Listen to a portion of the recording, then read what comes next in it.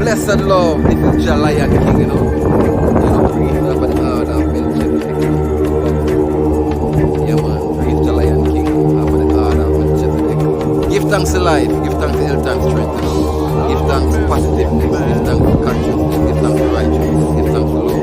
Give thanks to Highly Flatted, Jah, Rastafari, you know. Universal love, you know, one and all, you know. And give thanks to all good things and all abundance and all blessing and then I approach in a new year, you know. I'm praying for everyone to be more conscious, more righteous, more loving, more caring, more sympathetic, loving each other, you know, and caring for each other, you know, because God is love and love is God, you know, so let us all love, you know. And remember, love is the key that opens all doors, no matter what race and nation. Love is the key that opens the door for only Mount Sinai. And whosoever enter in, ever live in life shall have, you know. So love is the key, you know. So peace and love to the world, you know, and blessing and prosperity and joy and happiness and goodness for the 2024. Coming from Andrew Priest, Jah Lion King. And if you want to contact I, 347-444-4460. Give thanks to life. Jah Rastafari, Holy Emmanuel I Selassie. Jah Rastafari, Holy King Emmanuel Scepter. Jah Rastafari, heal the mighty, heal the strong, the might, I am the I am. Holy John, Marcus, Messiah, Gabi, I, Selassie, Jah Rastafari. Live it, my faithful, my sure, my Lord, we know people like Selassie, Jah. Jah, give thanks, and the Lion, my Lord.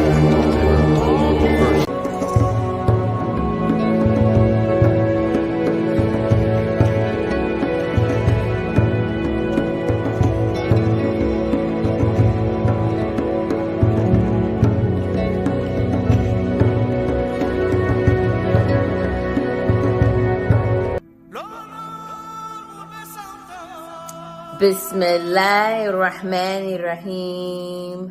Alhamdulillahi Rabbil Alameen. Ar-Rahmanirrahim. Maliki Yawmiddin. Iyaka na'budu wa iyaka nasta'een. Ihdina siratal mustaqim. Siratal ladina an'amta alayhim. Ghayr maghdubi alayhim. Wala dwalleen. Alhamdulillah. Dr. Sonata Kamara, co-founder of Temple Mother Earth, sending love, peace, and abundance prayer to everyone around the world.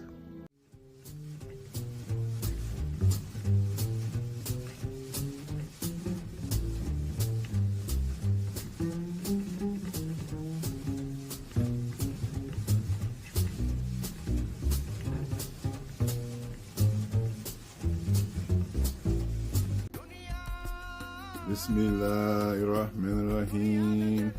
This is Sheikh Sufi Ba. SheikhSufi@gmail.com. CHEIKHSUFI@gmail.com. Opening prayer for the greatest shaman that I know in the West, Brother Ankh, Rising Sun. A'udhu billahi bismillahi inna waliyullahu. A'udhu billahi bismillahi inna waliyullahu. A'udhu billahi bismillahi inna waliyullahu. Allahumma salli ala Muhammadin al-Fatihi lima ulika wal-Katimi lima sabaka Nasir al-Haqi bil-Haqi wal-Hadi ila siratika al-Mustaqim وعلى آله حق قدره والمقداره العظيم.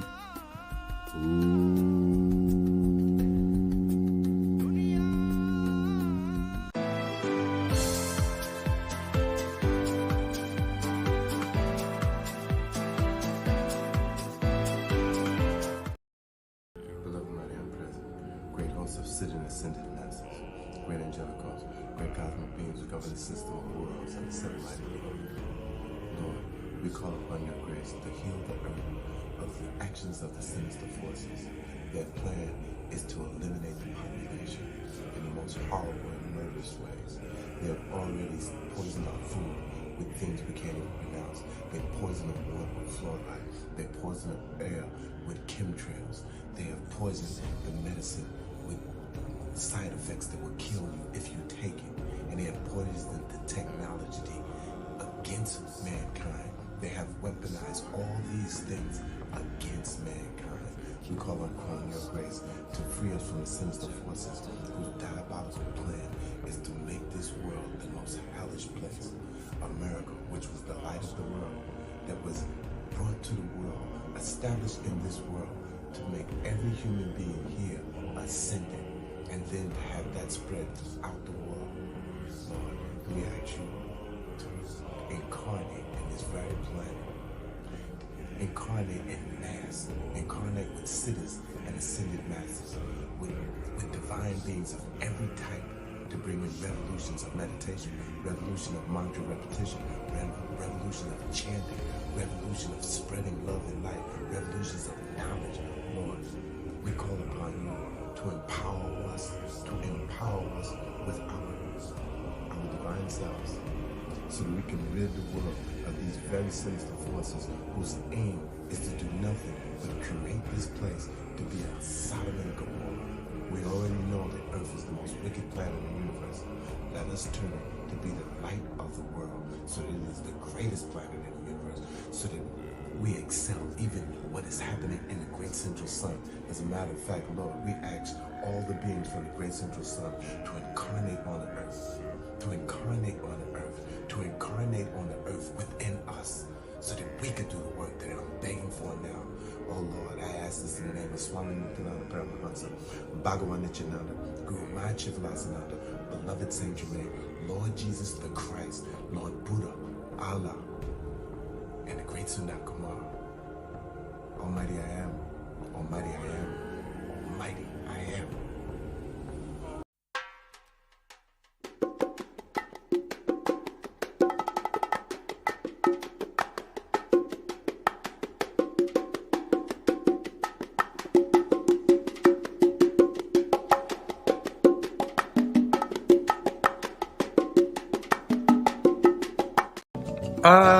Aboru aboye aboshishe alafia Ubuntu. Assalamu alaikum, assalamu alongo, sanda om namah shivaya. I give you praise in the main shalom. Whatever your wonderful beliefs and your system of beliefs is, we give praise. But we give praise to the Olodumare, the Olorum, the Somole, the Agbamole, Efunfuni, Legi, Kuku, Tekunani, Samujuano, what Deo Room, Mojuba, Mudemo, Male, Mafon, Matibo, Joe. We give praise to the God who is the owner of today, the owner of yesterday, and the owner of all days to come. He to whom the Rumole and Agbamole exist to know his laws and command, originating creator, all things discovered and yet to be discovered. We give praise to our grand, powerful ancestors, those wise ones who come, give us directions, light, love, and help us to be able to receive the benefit in our life. We ask that you be able to embrace the great divinity of Rumila, the one who is witness creation, second only to all Damari, the owner of medicine, more powerful than medicine, the immense orbit that fought the day of death. He too who is the perfect in the house of wisdom. He is able to heal and to regenerate you creatures of ill luck and bring them perfectly back into homeostasis, understanding, light, and love, and helping you to embrace the love of the universe as we give praise to all the creatures of the universe, everything that moves and reverberates, and the vibration that moves in your life.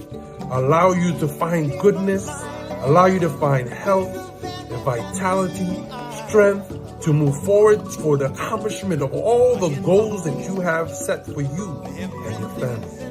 My name is Babalao Oluwole Abiyomi Fakunle Djehuty Ronkolo de Manyansa. My nickname is Babalao of Harlem. We send greetings to you today. As you at www.ifakunle.com, you can reach me and we will talk. Peace.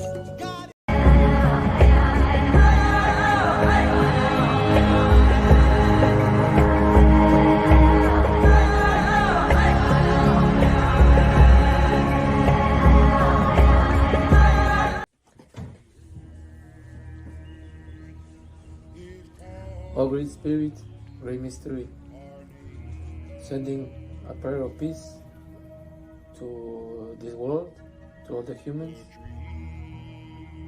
a prayer of peace to all of us. May we remember how to be good relations, may we remember how to be good brothers and sisters, sending a prayer of love to the heart of the earth. Thank you, Mother, for loving us so much. Thank you for being so forgiving with us. Thank you for being so patient with us. May your light reach all the beings that are suffering right now. May your light, may your love reach their lives.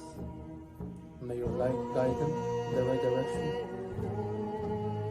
May your love give them strength for them to keep walking, living.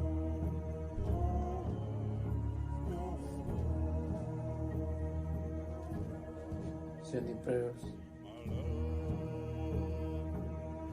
to all of you, my family.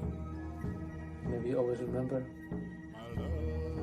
to be together, that we are all one big family, that all of us belong to this earth. Thank you, Mother. Hi, familia. My name is Oswaldo Pomaquiza. I come from Ecuador, and I want to invite you to sit with me. I serve a Grandfather Wachuma. My phone number is 201-981-4545. Feel free to text me, call me, and I also give you thanks for this space. Thank you so much. I love you.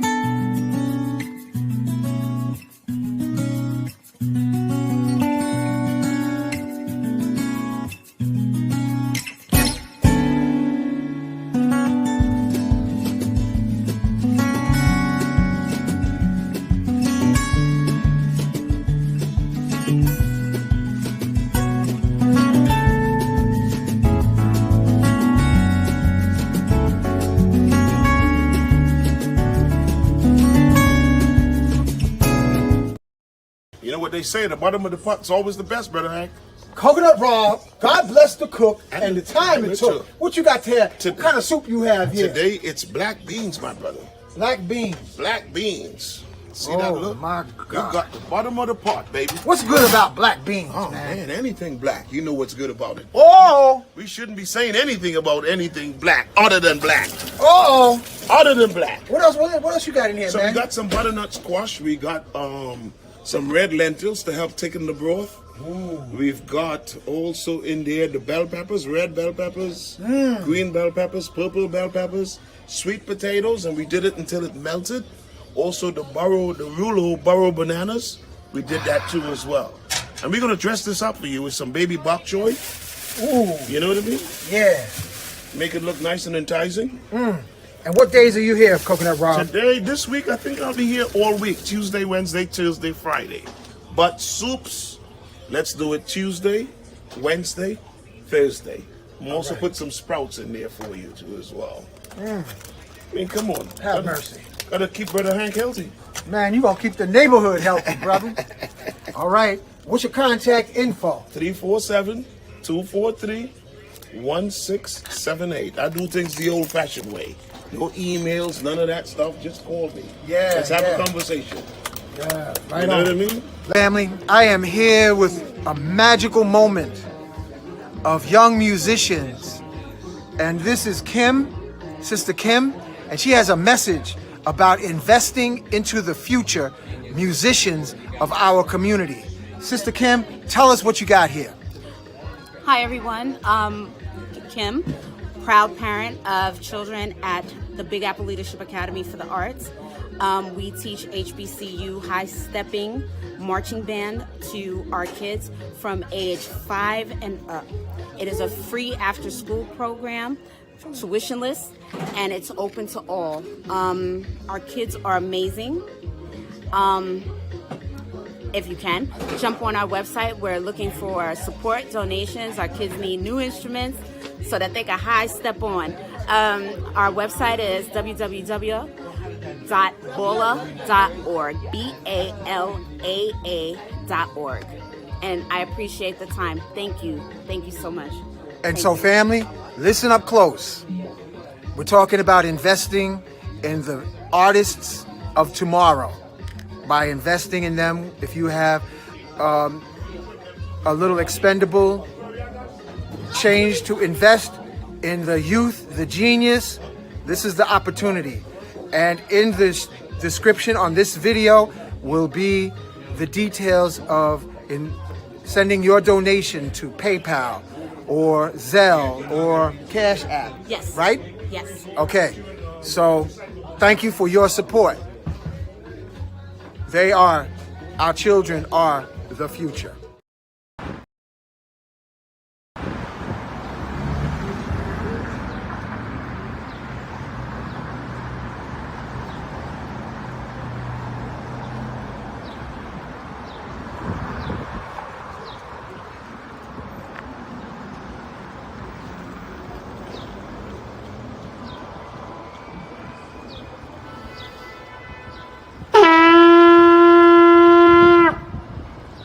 Call to the warrior in you, to the healer in you, the king, the queen, the magician, the lover in you.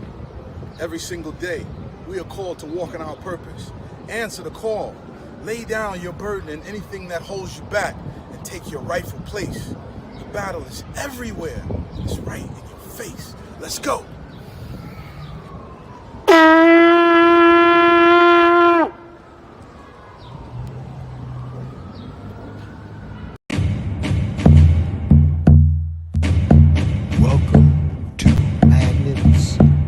Crystals and pyramids. Success is your destiny. Yes. Love, wisdom, power. Remember, always who you are. Yes. Yes. I am. Love, wisdom, power. Yes. Yes.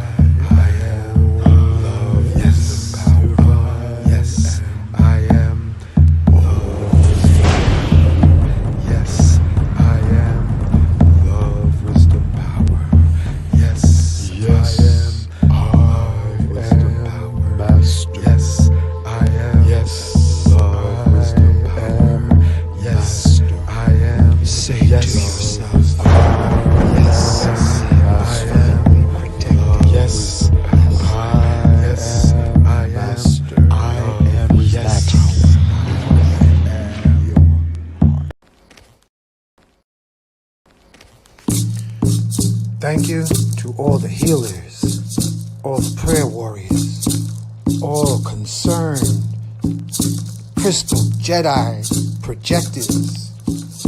Thank you for helping to make the healing circle, the group healing grow. Thank you to all those who will be thinking about joining to make the difference. Everyone is invited to this gathering, guided by ascended masters, to collectively, with our personal voltage and cosmically, make the world a better place, and healing individually and collectively, acting local while we're thinking and praying globally for a better world, a better future, a better destiny.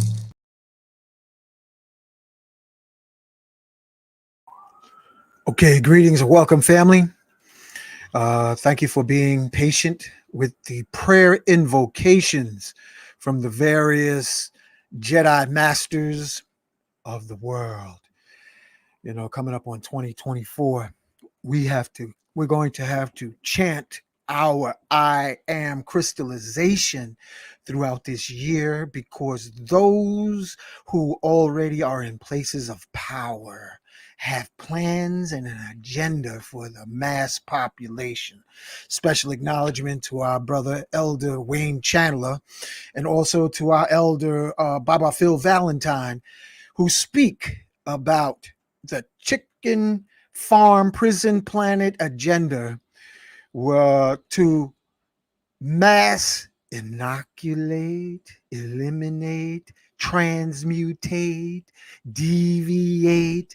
So the only thing we have left, as my distant cousin Babalao Ifakunle said, is our science and our magic. And that's what this channel is all about. Family, you know the routine. Welcome. And wherever you are listening from, please let us know in the comments so that we can share. All right. Dr. Shreya, can't wait. Danielle Scott, I am. West Sum. Greetings. Okay. Appreciate your greetings. Virginia's in the house. All right. Oh, Sir Charles is, I'm allowing myself to be enough. Well, blessed be, brother. Take some shrooms too and see if you let the shrooms show you how much you can allow. Welcome back. Peace and love to all. Peace and love to all. Georgia's in the house. Sioux Falls, South Dakota. Melbourne, Australia. I want to thank all of you for being born. Thank you for being alive. Thank you for surviving the airport adolescence of youth. Have a lot of exciting things to share. This Sunday, if you're in the tri-state area, we're going to have a sipping tea, magnet massage me party. I'm going to share with you the latest technology to kickstart the DNA of our magic within. These are magnets customized from my nuke poo nuke that will activate. I'm so excited. Let me calm down. This helps to remove pain, magnetize water, tea, juice. And this is sacred geometry. This is with gold-plated neodymium hexagonal magnets. And we are going to literally have a tea party, and we're going to have our tea, Kinkaliba tea. So as you continue to listen, let us know in the chat what part of the world you're listening from. And the I am in me acknowledges the I am in you, regardless of what language you want to use. I want to acknowledge Ascended Masters, Sheikh Amadou Bamba, Sheikh Ibrafal, Simeon Toko, Sonata Kamara, Yeshua, Black Madonna, Mother Mary. I want to acknowledge Gatekeeper of Mount Shasta in Northern California, entrance into the hollow earth, Ascended Master Saint Germain, Nikolai Tesla, Marcus Mosiah Garvey, Prophet Noble Drew Ali, Honorable Elijah Muhammad, El Haj Malik El Shabazz, Dr. George Washington Carver, Shroom Master Dr. Sabi, Shroom Master Dr. Kalindi Aye, Harriet Tubman, Mary McLeod Bethune, White Buffalo Calf Woman, Djehuty, Thoth, the Atlantean, who, with the armada of levitating ships, built the outer Atlantean city, which is now called Kemet, throughout the world. This whole planet was Atlantis, family, the whole planet. And anyway, moving into the show, Saturday is going to be about partying with tea and magnet massage, you and me, at Nicholas Bookstore, 1396 Fulton Street. And I asked Enoch the Ethiopian, who ascended into the heavens and became Metatron, for him to be a part of this show. Put your hands on our shoulders. I'd like to invite Angel of Protection, Archangel Michael, to be on this show. I like the way the Ethiopians depict Archangel Michael, for us to realign our visual with our acoustic divine. And this is the depiction from the original Archangel Michael. And I want to acknowledge the latest Christ born in the Congo, Simeon Toko, who called up an army of black angels, muscle-bound and bulletproof, and chased the occupational terrorists, the Belgians, out of the Congo. We invite you, Simeon Toko, to be on the show. Calling on the forces of nature within us, Ilegba Oshun, Yemaya Olokun, Oya Shango Ogun, Obatala, Ochosi, to be with us. Buddhas, Lady Buddhas, Krishna, Lady Krishnas. And with that being said, we say Ashe, Mahalo, Donada, Wado, Amen, Amen. And without further ado, this is my teacher, Master Yao Morris. Welcome to the show, Master Yao. And I think we're still in the vortex of the winter solstice, my brother. Do a sound check. 1, 2. 1, 2. Oh, you got it, man. You got 1, it. 2. Yeah, you sounding great. You're sounding great. So I haven't shared, I'm gonna share it now. My teacher, Master Morris, Yao Morris, he sent me on a special mission impossible. He gave me a directive to cultivate, develop orgone and crystal activation several years ago. Do you remember you sent me on that mission? I'm still on that mission, family.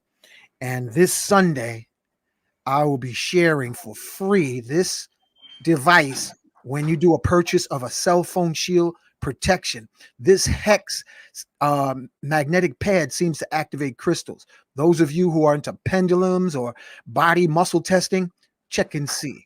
Freeze the frame and do a muscle test, because we are in times that you don't have a pistol, you better have a crystal. And needless to say, Master Morris, it's been a minute since you've been here. Yes, it is. Yeah. What you got stewing, cooking, and brewing? You name it, we got it. Oh, I like that. Oh, wait a second. I got so excited.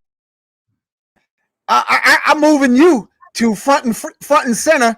Tell us what you got cooking, because I'm hearing fantastic progress, man, with the various innovations you're doing in touchless transmission of energy for healing and DNA activation. So tell us what's going on. You got the mic, man. Thank you so much. I'm happy to be on. As always, it has been a long time, but we have not been idle.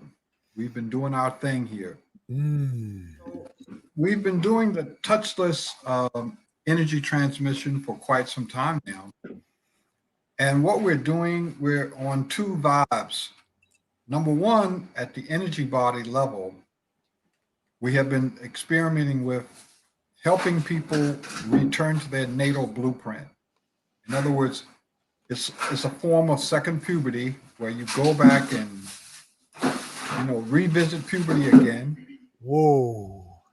And what we're doing now is putting intelligence into the energy so that it helps you go back with your puberty and try to then match what your original frequency was, your original template. We find that in doing that, we don't return to the original template, but we do come close to it. We come closer to it.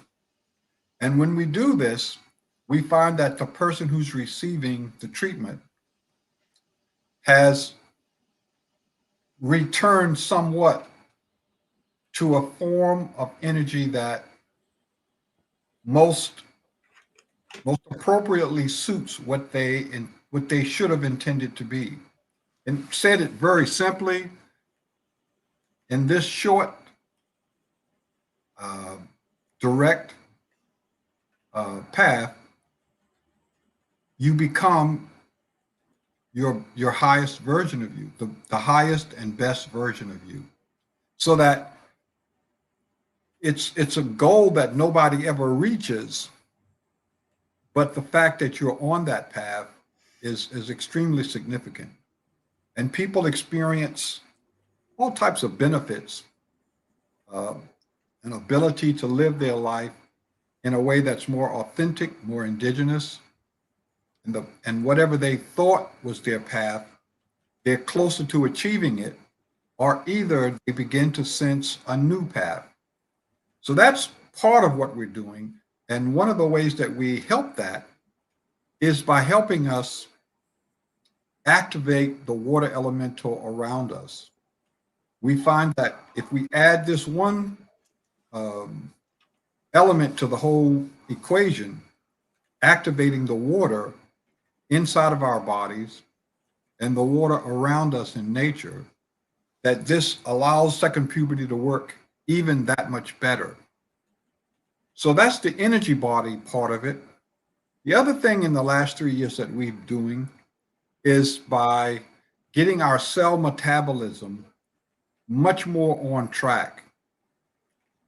At the very root of it, at the heart of it, what we find is that a lot of the things keeping our cell metabolism from being all it can be is the management or the lack of management of our sugar intake, the life of our mitochondria. The mitochondria are inside of our cells. Therefore, if we really get whatever information we can get about the mitochondria, and we can get some type of a measurement of the state of the health of our mitochondria, we can determine what the next step is in our sugar management. What sugars are we consuming that we should not be consuming? How we can better process sugar in our cells so that the mitochondria can consume it better. And thus we increase the energy in our cells. And as the billions of cells inside of us start approaching their natural energy output, our auric fields grow stronger, our energy transfer is purer and stronger. The combination of these two things, second puberty and resuming something closer to our natal blueprint, our natal self. In other words, the path that we originally were on, getting us closer to that, even if it's not a lot, helps us. And if we change and improve our cell metabolism, again, it makes a big, big difference. The combination of these two things makes what we've already done that much more successful. That's pretty good. I want to just say, before you even continue, Master Yao, you looking good, brother. You looking, you look almost to me luminous. And while he was talking, you reminded me back in the day when the last retreat I went to at that mansion, Master Yao. I remember you were sharing with us about the activation of, you say going into puberty again. And brothers, listen to this. Some brothers actually, their nature is restored to its original design, being extra more than it was previously. Can you touch on that? Because right now they got so much gender bender water chemicals throughout the country. Many of us, it's almost like the masculine principle is being attacked. What's that all about, Master Yao? I don't, it's pretty obvious, I think, that we can see that something has happened. And every time one thing, we sort of get a handle on what happened, and the next thing you know, something else is unleashed. I think it's an understatement to say that men are not as masculine as they used to be 20, 30 years ago. No blame. Oh, I got to put you front and center while you say that. I'm watching. Go ahead. But at the same time, we need men in their original indigenous masculine state. And the two processes that I just described we have found repeatedly, assist men in getting back to that state. So I don't know that I'm qualified to address the original question. In other words, how do you stop it? I don't know that we have that yet. But just about everybody that's under 40 is affected. Some people say that some of the health practices are a problem. Other people say that the food is a big problem. We talk about the bombardment that is going on, all of these 4G, 5G, all of these things in the satellites and in these towers that are bombarding us with electromagnetic waves. I'm not going to say any particular issue, but I think we can look at all of these things and see for sure that something is ongoing. My task is not to try to comment on what exactly has happened. My task is not really to assign blame to this party or that party, although sometimes I feel like that's pretty obvious too. My thing is, if you are affected and you're trying to get back, to help you, to show you the way back or how to help you get back. So there's all types of speculation about what has been happening to people. Certainly, I don't think there's any question that the food that most of us are eating is depleted. That, when we look at the studies talking about the food does not have the level of nutrients in it that it used to, this is pretty much a fact. When we look at the water, it's polluted. I think this is pretty much a fact. So we can, just sort of complain. That's not my way. My way is, if you're in that situation and you know that it's a detrimental situation, that this society is in a state of decline, you need to be about solutions. You need to know about what can you do. And so that's where we're coming from. I'm coming from a place of those men or women, those men who want to be more masculine, those women who want to be more feminine. I published the books talking about how to tell, and the energy work. More and more, we find that we can restore a brother back to a better state. We're not saying that it's a complete reversal or anything of that. We're not saying that. But we are saying, based on what has actually happened, that they're significantly in a better place after they're doing this energy work that I just talked about. And of course, with the second puberty and with the water elemental and the, using that to help us in our cell metabolism, it makes a big difference. I know that Some people will say, okay, based on everything that's going on today, it almost seems overwhelming. But the power inside of ourselves is tremendous if we unlock it. The power inside of our energy bodies is even greater. And so many people, their cells aren't able to heal to the extent that they can heal after we start returning to the original template, because they're not producing the energy. And a lot of this is due to the fact, the amount of sugar that's being consumed, and the fact that all of the hormones, prostaglandins, catalysts, and things that normally allow the mitochondria to convert our sugars into energy, they're just not working the way they're supposed to. And when we do the things that we need to do to restore that,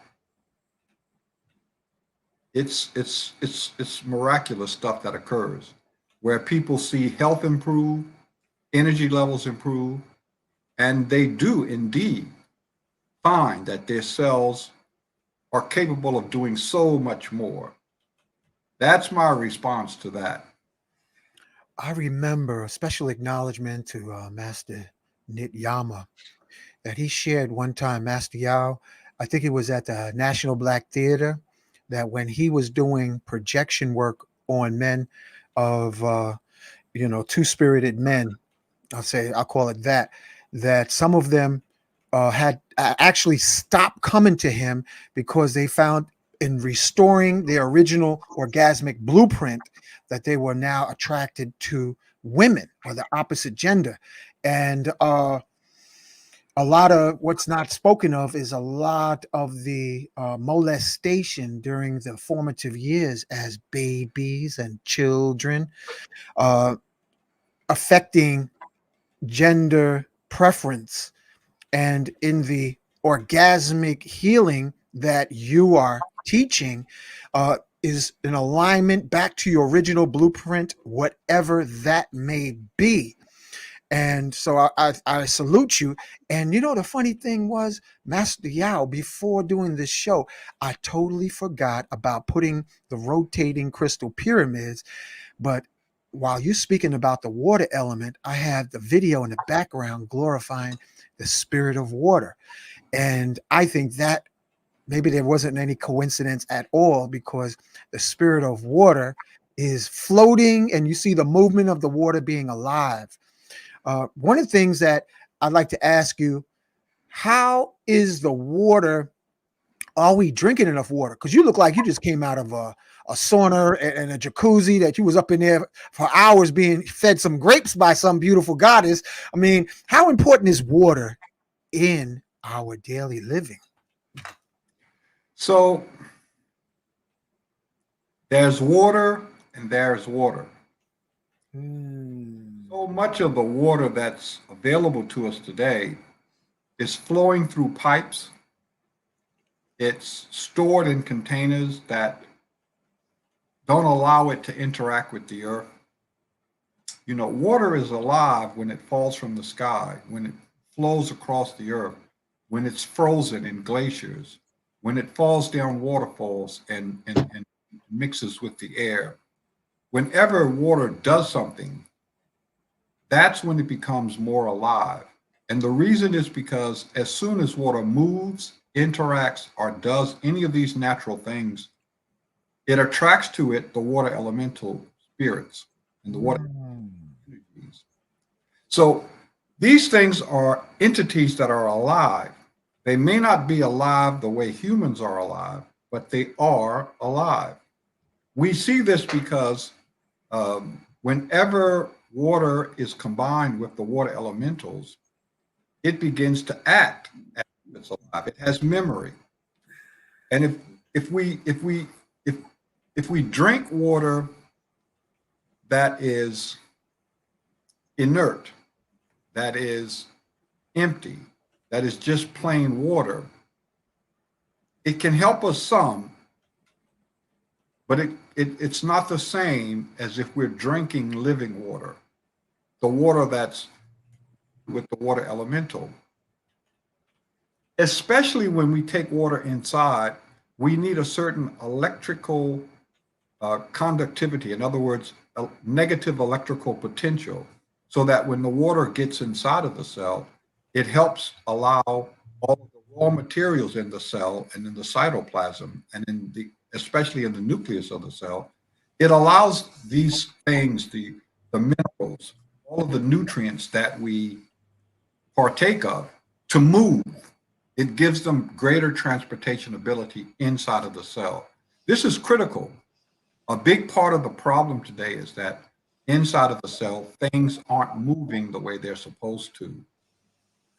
So the difference between the water that's dead is that it's not allowed to interact with nature. What do I mean by that? When we put water through pipes, especially plastic pipes, when we store water for long periods of time in a vessel or a container that's not natural, it's not a substance that's alive, it's a dead substance. It's not flowing across the earth. It's not falling down waterfalls. It's not interacting the way that it's naturally meant to. The water elemental gradually leaves that substance.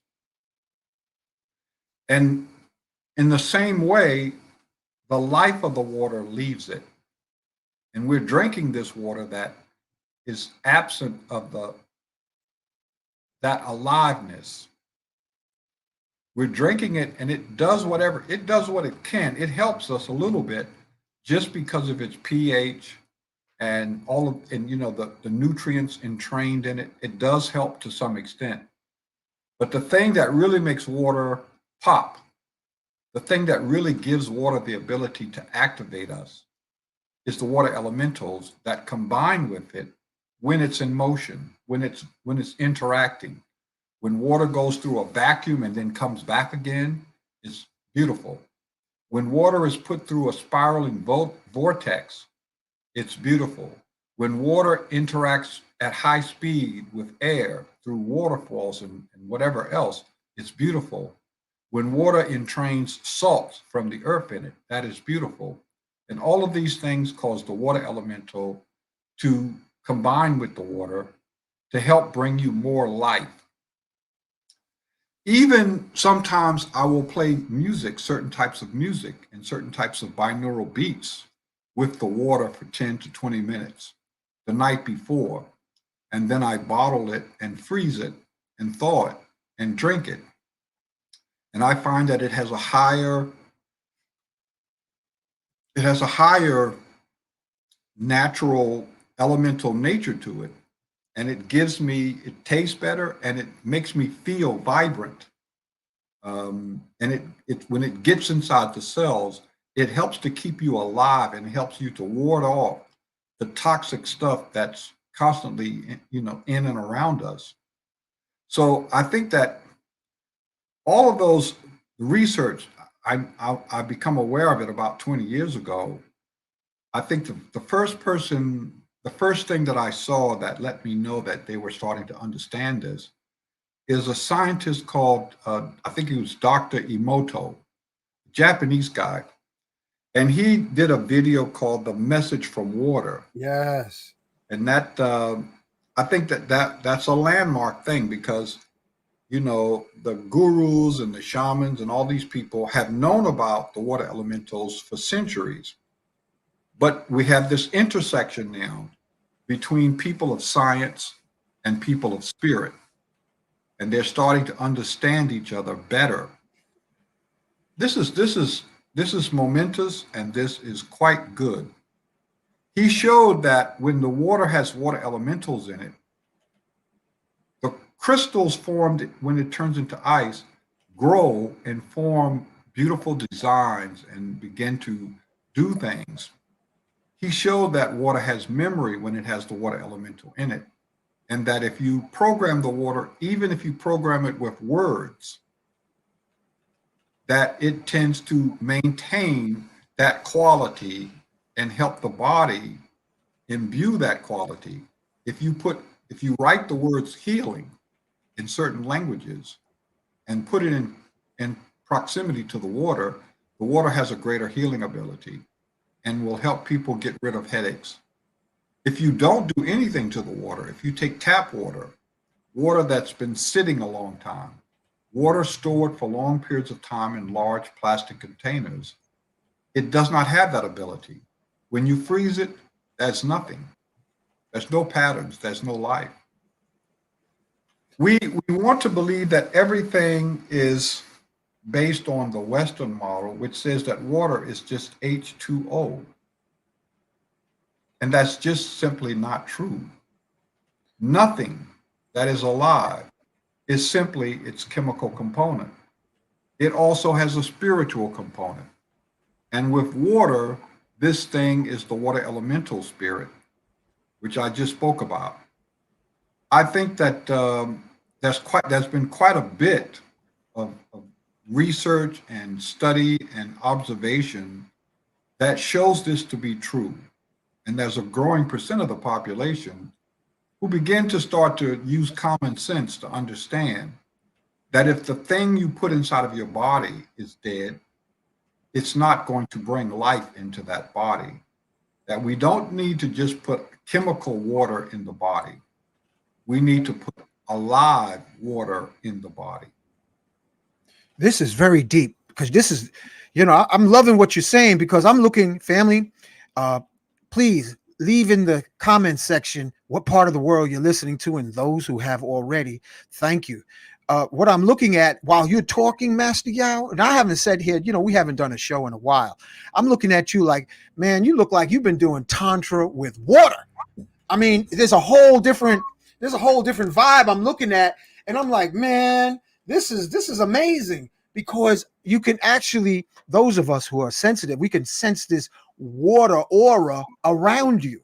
I can see it on the screen, and I didn't take no shrooms today, family. I'm just saying, I could see it. I could see this, like this water. You look like you're in this almost like a water aura that's sort of shimmering, like you know how a predator had that shield that you could see but you can't see it. That's what it almost looks like. That's around you. And this comes to mind the work and research of Victor Stromberger. I think it was Victor Stromberger, who spoke about spinning water. So family, you can spin water in a cup, all right? And then you can have heating and cooling, like when you go to a sauna, you're in the sauna, and then you jump in the cold pool, then you go back in the sauna.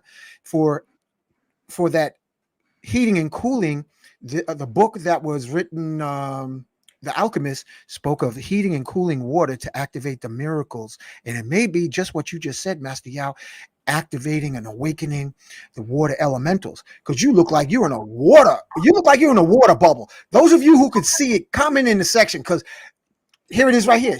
Someone sees a blue aura around you. I can see it too. Look, I'm not making this up. All right. Baltimore in the house. Thank you.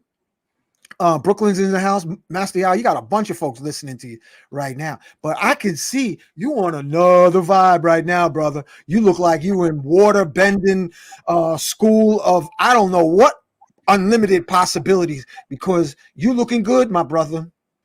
I'm giving you some knuckles there. Give him some knuckles, family, because you looking good. You are glowing, bro. So speaking about the water and everything, I think you smack on it. And talking about water, family, heating and cooling water on your stove, and that's what I suggest to people. Like, bring the water to a boil with a glass top, Master Yao, in a stainless steel pot, and then drop it in a sink full of cold water for 30 seconds, and repeat that cycle. And the water seems to get silky smooth, and it penetrates the body, because so-called aging look like dehydration. And go ahead. No, you're right on it. And it's really simple. One of the things that I recommend people do is to get sunlight a little bit every day, even if it's through a window, to put just a little bit of sunlight on your skin, and it helps to activate again. Why? I'm not really talking about getting sun just to get your skin, browner. What I'm saying is that if you if you think about it, the sun is probably the purest elemental that you can have. When stuff is coming directly from the sun, what better way to get the fire elemental inside of you? And so, you know, we need all four elementals: earth, fire, air, water. That water elemental, though, is the closest elemental to life itself. There is nothing that lives on this planet if it does not have water. If you take, you know, you can put air and earth and all those things together, but if you don't have water in the earth, you have a desert. Mm. And Yeah. once you put water on anything, it starts to grow. Now, what is it about water that rains on the Serengeti plain or some other place of that nature that all of a sudden things grow so fast, where they've been dry and in a drought for 4 months, shriveled all up? The minute you get a storm and the water comes, the next day everything is growing as if it never stopped. And I say that it's partly the chemical thing, the chemical water, but it's mostly the water elemental that the water attracts to itself, falling from the sky and flowing across the earth. Mm. Life is in everything around us if we simply understand and commune with it and be natural with it, be indigenous with it. And therefore, of course, if the water inside of a person is activated and active, certainly their sexual energy is going to be way more powerful. We talk about, and people have seen the videos where, you know, I help women to achieve certain levels of sexual arousal and whatever. But what they often don't see is that what we're really attempting to do first is to simply heal the organs inside that woman or man. Yeah. So that it can metabolize the water better. Yeah. You know, while you was talking, I was visualizing what it would be like. And family, this is just what came through, Master Yao, is that you're actually doing the projection work while a person or a woman is in a tub of warm water. I don't know where that thought came from. Maybe that's some of your secret recipes that you got going on, because we can see you got something going on there. You know, you definitely don't look the same way you looked the last time you was on. You look like, I got water. Oh, I am. You look like you water slow jamming. And the thing I want to share is that when Master Emoto, I'm going to call him a Master Emoto, he talked about the 6-sided points of water. And I found the most effective way to magnetize water is with that sacred geometry and a 6-sided magnet. So if you don't have a 6-sided magnet, you can get one. You can start with the round magnets at least, even with a hole in it. But you know, look, they're making comments about you, but they're talking about you, Master Yao. You know, he said your vitamin D levels must be good. And the ladies are in the chat smiling. So the question I have, Master Yao, is the brother from the Nation of Islam who was speaking in Brooklyn was talking about how the water in Atlanta's water supply has been compromised by gender bender chemicals and is not being talked about. Is it possible, in addition to using UV light and maybe heating and cooling, how can water elementals help to restore authentic masculine and authentic feminine energy? Is it possible? Wesley Muhammad, yes. Wesley Muhammad was saying that the water in Atlanta has been compromised with gender bender chemicals to make people psychologically outside their nature. Can water elementals help assist in restoring the natural born blueprint? Absolutely. I think we can safely say, and this is not Master Yao saying it, but the federal government government has been measuring the levels of certain impurities in water for the last 30 to 40 years that I'm aware of.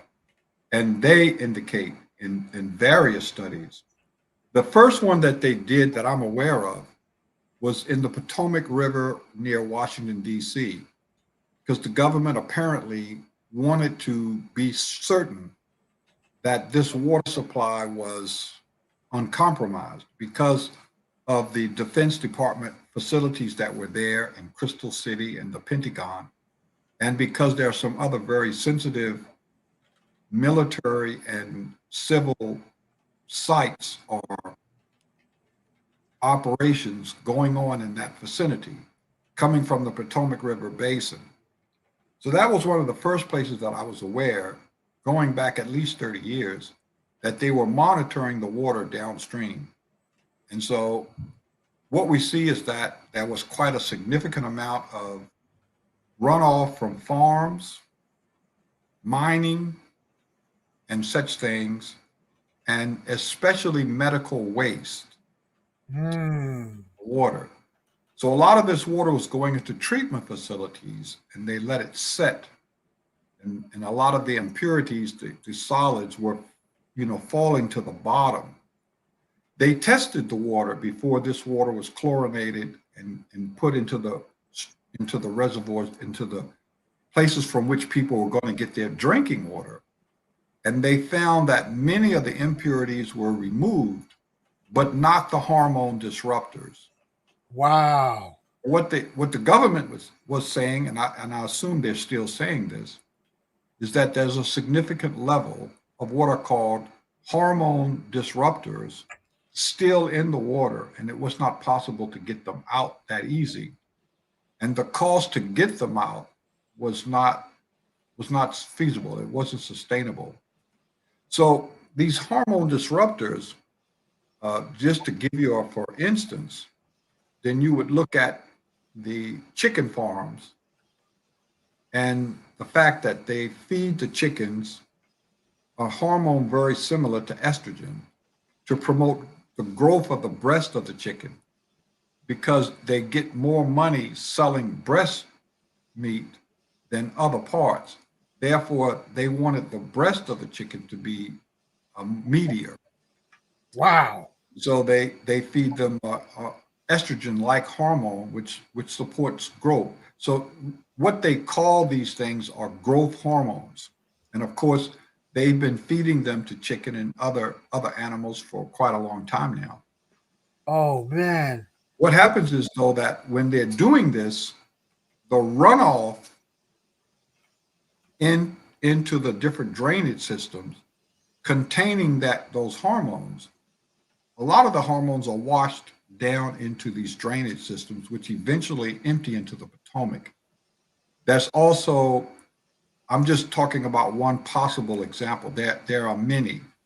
And these waters don't just evaporate, they flow on the ground and especially into the drainage systems from these farms and from many other origins, and they end up in the river.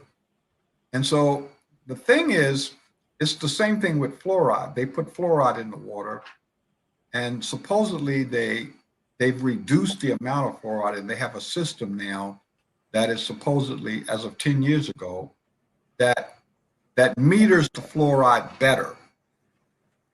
So before, they were just taking sacks of fluoride, I guess, and dumping the compound, not the fluoride, but the compound that produces it, and just dumping it in the water, sort of like some guy, is paid to do that, I guess. And he didn't really measure it that well. You're talking about such large quantities, I don't think people even are concerned like that.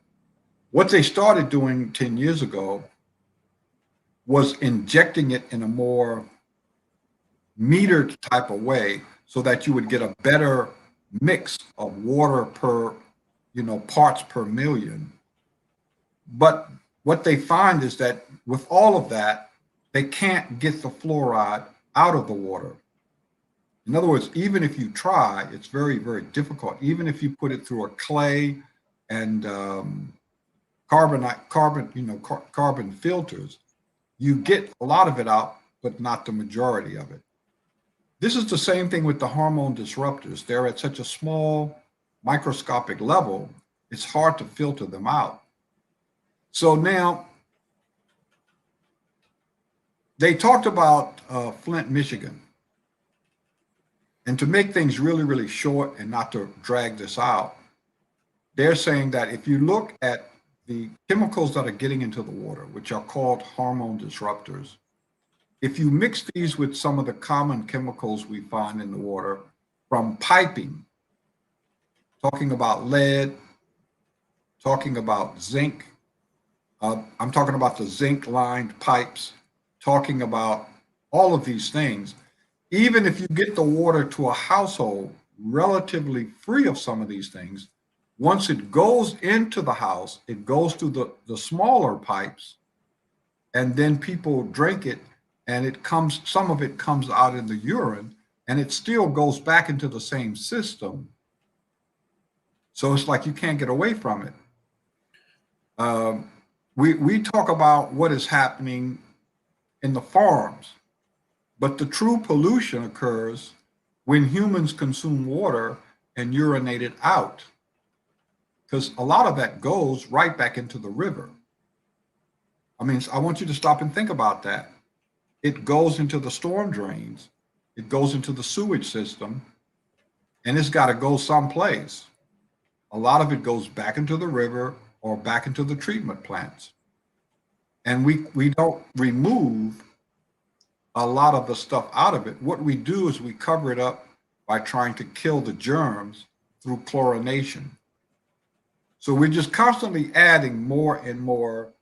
You know, we talked about Flint, Michigan, but I would say, and I have no data to back this up, but I think it's a common sense observation that Flint, Michigan is the tip of the iceberg, and that many of the major water systems, including Atlanta, are not delivering pure, good water to people. If we're starting with that water and we're putting something coming from the tap into our system, you really think that we're doing ourselves a favor. Now, if we add the water elemental to it, what is that going to do? I think that if you're looking at a situation like Flint, Michigan, I don't know that the water elementals are going to help you that much. I think if you're in the midpoint where you're not really relying on tap water and you're relying a lot more on bottled water for what you drink, it's still going to have a good amount of these problems with it. But the water elemental would help in that case. It would weigh things in your favor, definitely. So you say, well, the bottled water also has a problem because most of it is not coming from streams anymore. And even those sources coming from streams, you know, it's very expensive water to get. But I don't think you can rely on most of the brands of bottled water being that much better than filtered tap water. In other words, you take the tap water and put it through another level of filtration.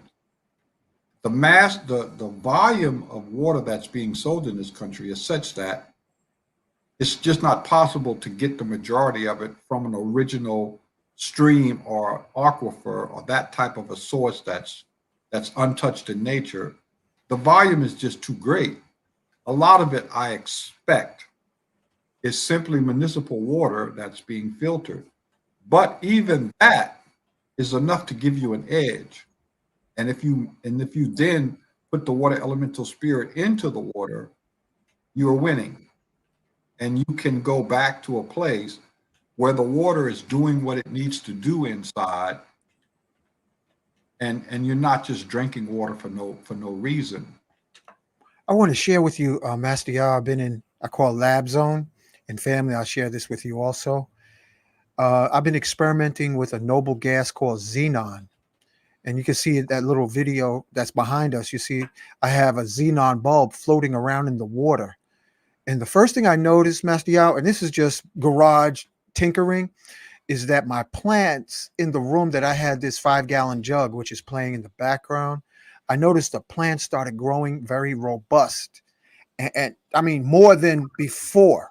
And I noticed that my cat was coming to me instead of having his water from his fountain. He wanted to have the water that seemed like the Xenon somehow may have activated the water more than before. And I've just been noticing my own strength level. And I think perhaps there may be a connection. And I'm just using Xenon bulb, you know, next to the jug or in the water. I always tell everyone use it on the outside, but from my own personal experience, having it floating in the water, it makes the water taste like there's a spirit around the water. Is that what you are speaking of when you're talking about water elementals? Can we taste the water elementals? The elementals in nature are what operates nature. It's what produces our weather. It's what causes the wind to blow. It's what they are the operators of nature. They're everywhere. And certainly, anytime you do anything that mimics nature, that helps to return something to its natural state, you are increasing the activity of the water elementals. So the answer to that would be yes. And I also noticed, and family, we got to be real careful because they're working on depopulation of people of color, because the projection by 2030 is going to be a whole different percentage of people of color versus non-people of color.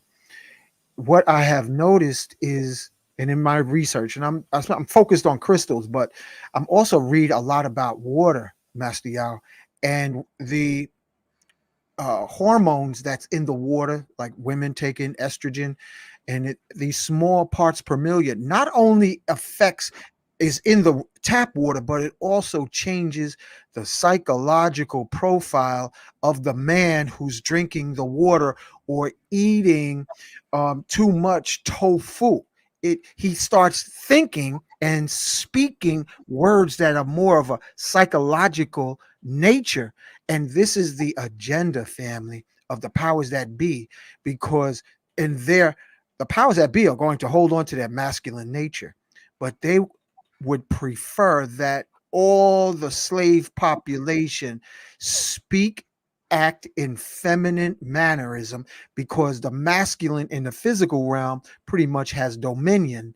And that's why the Roman Empire, when they would invade, according to history, when a Roman army would invade a city or a town, they would rape the young boys so they would not rise up against the Roman Empire, in the same way that the hormones are creating literally a physiological cellular rape of the masculine principle and bending up the feminine principle. Does that make sense? Because this is like wild science we're talking here, Master Yao, of these chemicals. Oh my God. Well, it's hard to get away from water, and it's hard to get away from people doing things that are sinister. So if you look at the history in the last 5 years of outbreaks, we're talking about salmonella, we're talking about all types of flesh-eating bacteria and other types of things where they have to do food recalls. Most of them come about because of irrigation. So we don't have as much today in terms of recalls that come about from direct poisoning of solid matter, the food itself. We still have that, but we don't have nearly as much as we did 30 years ago. So when we hear about these foods being recalled, a lot of times it's frozen foods. But when we hear about these recalls and we hear about these situations where the food is not good and they have to stop selling it or whatever, a lot of it is due to irrigation, where the water that they're using to irrigate is not good. And so where is this water coming from? In other words, if you're eating those plants, especially if it's grown in a foreign country, where did the water come from that they're using to irrigate it? And was it toxic or not toxic? So when we look at, the Romans and their practices, and we look at, the masculine energies in men, it is true that some of these ancient armies and powers, they chose one of two paths. They wanted to put some type of a physical contaminant in the food or the water so that people were less aggressive. The US Army puts a salt compound into the food for soldiers for the first 6 months so that they would follow orders better. That's just one, for instance. They either did the chemical where they put a chemical into the population of men, or they did something psychological. But most of the psychological damage has been done through religions.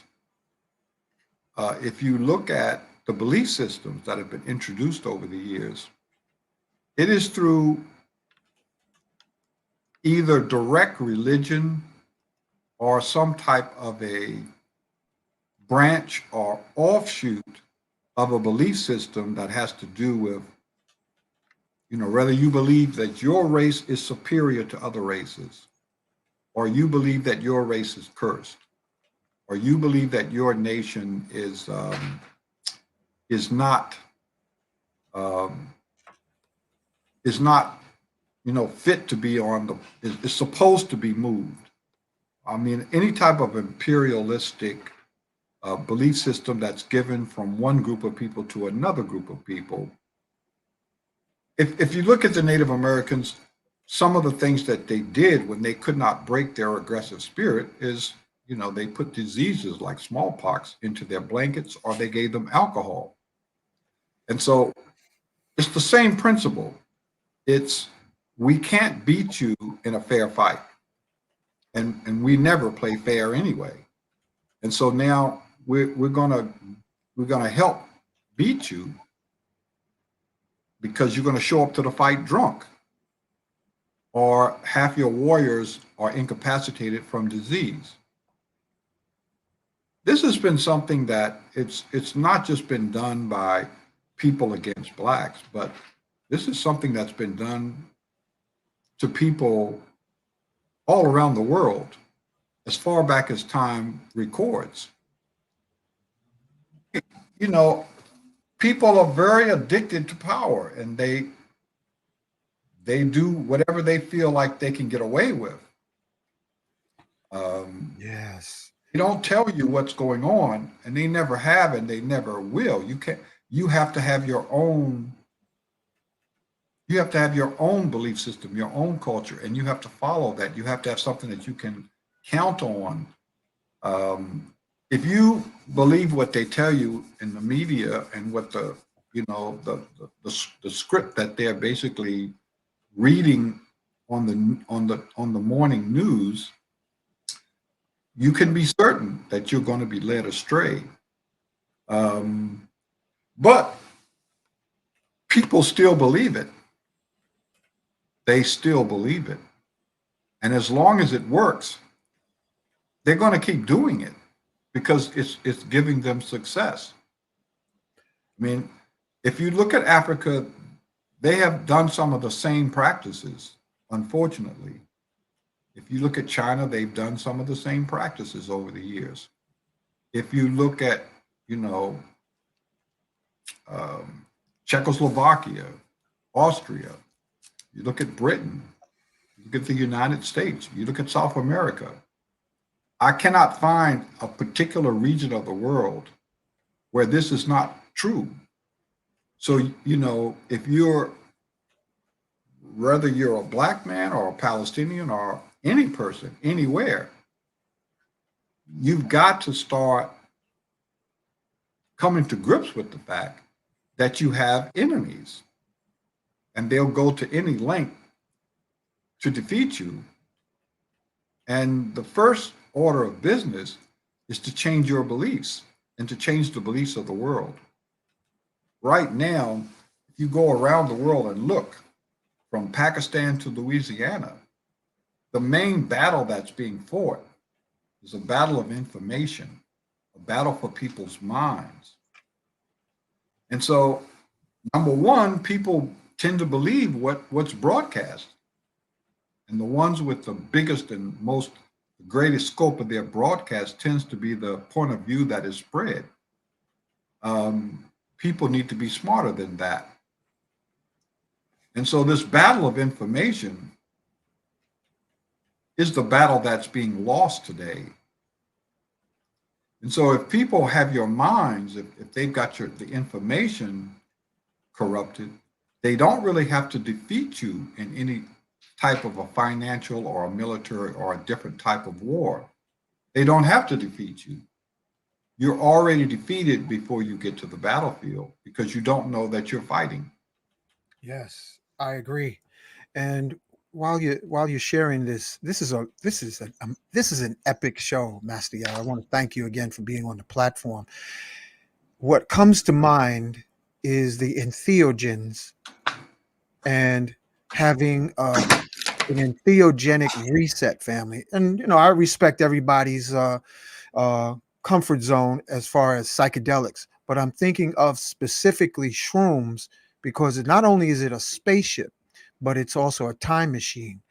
And in the language, I'm hearing about people in our community starting to use this word, I allow. And I'm hearing this, I allow, more and more, even somebody in the chat. And I'm wondering, is this part of the reflection? Because allow is a word, I think it's from France, which is dealing with allowance. Like a man gives a woman an allowance, or a parent gives a child an allowance, or an allotment. So what I suggest, family, with language suggestions, that we have a medicine moment in your own meditation or in a group so that you can acoustically restore or acoustically align with the forces of nature. What does Grandpa Mushroom say about certain words such as I allow, I am, and experience in the lab of your psychedelic state while doing Tantra, saying, words of certain words and chants. I know that you use those, Master Yao, but I'm sensing that the powers that be with the chemtrails, the chemicals in the water, in the food, in the plastics, in the music, the degraded music that now white America doesn't want.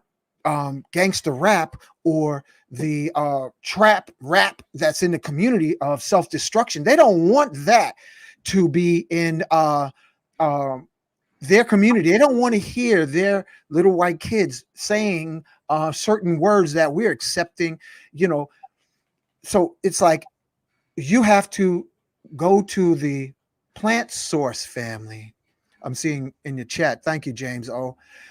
What words of power invokes and enhances your masculine principle, and what words enhances surrender of your masculine nature?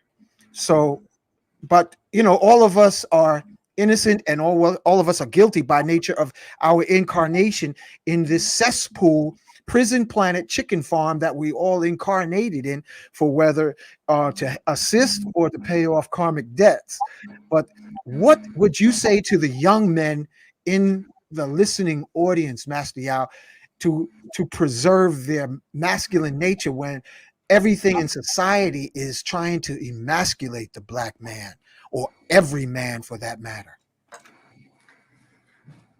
One of the epidemics that exists today is alteration through chemical drugs, through synthetic chemicals.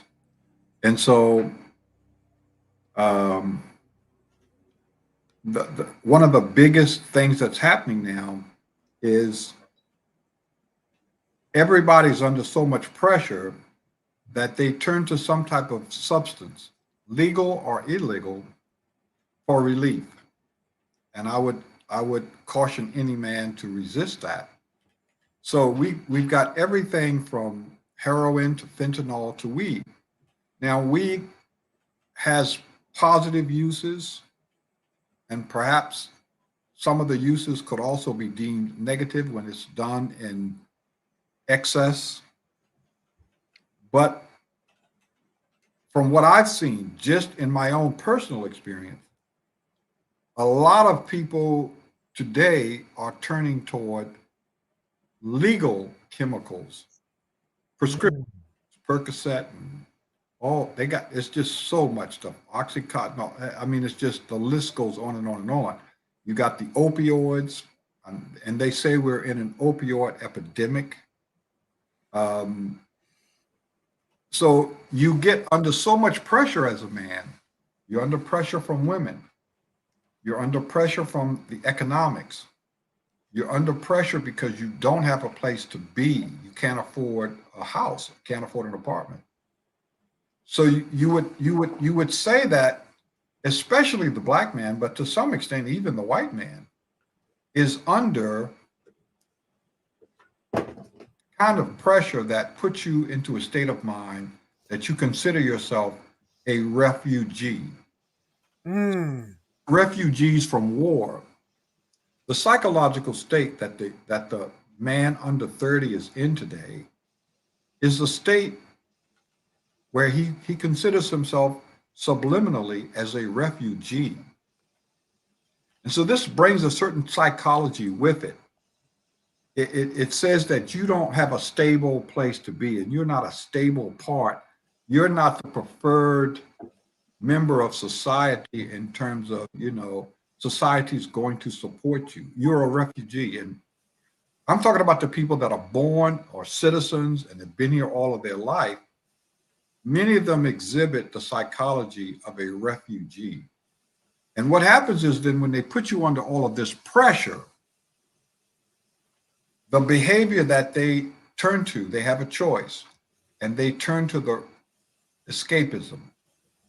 They don't want to be here. They don't feel a lot of hope. They don't feel they have a lot of friends. They don't feel like there's stuff that they can count on.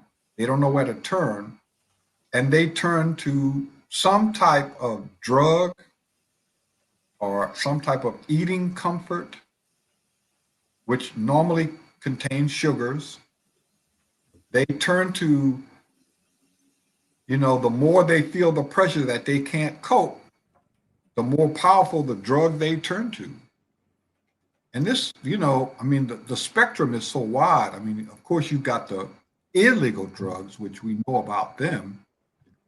But people, I think they are living a natural life where they have economic possibilities. They're less likely to turn. But in the current state that we're in, where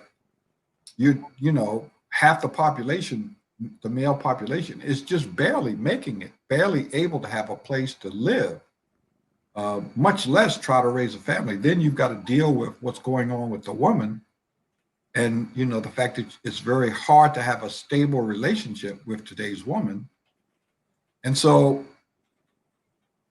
whether it's the male's fault or the female's fault or some other fault, this person, this man, turns to some type of external relief in chemical drugs. And I think that that is probably, based on what you're saying, the doorway, the portal to these situations where his masculinity gradually slips away.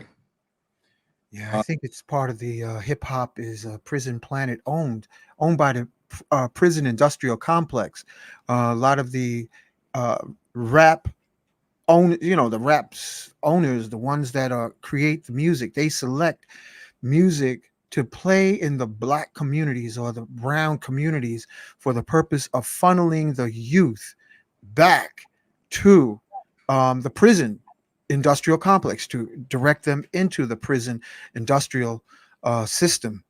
And while you're talking, I'm also thinking about I Allow. That would be beautiful to have so many of our women who've been stressed by being single parents, for them to restore their femininity by using the words I allow. You know, because a woman is naturally yin.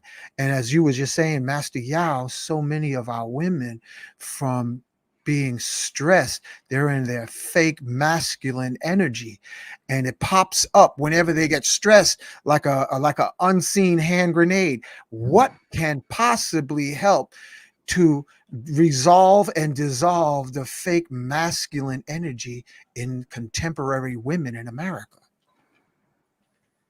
That's a difficult question. That's why I asked you. It's probably just above my pay grade. Mm. So I'm able to deal with the situation one-on-one completely.